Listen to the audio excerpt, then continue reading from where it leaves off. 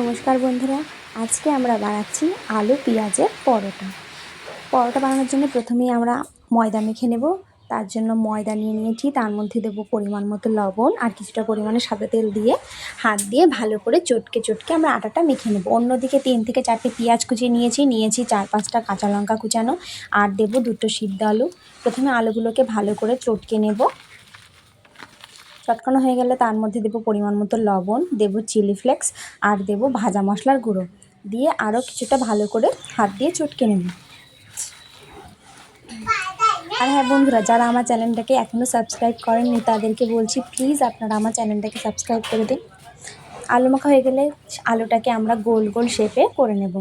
অন্যদিকে আমরা ময়দা থেকে লেচি কেটে নিয়ে লেচিটাকে প্রথমে একটুখানি বেলে নেব। বেলা হয়ে গেলে তার মধ্যে দেবো আমরা আলু পেঁয়াজের পুর দিয়ে ভালো করে মুখটা আটকে দেব।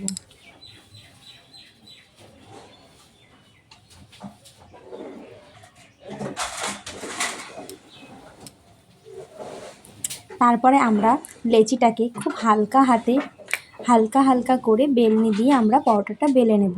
বেশি চাপ দিয়ে বেলতে যাবে না, তাহলে কিন্তু পরোটাটা ফেটে যাবে। কড়াইতে আমরা দেব ঘি বা বাটার বা মাখন, যার যেটা ভালো লাগে। আমি এখানে বাটার দিয়েছি। বাটার দিয়ে খুব ভালো করে এপাশ ওপাশ উল্টে পাল্টে ভেজে নেব।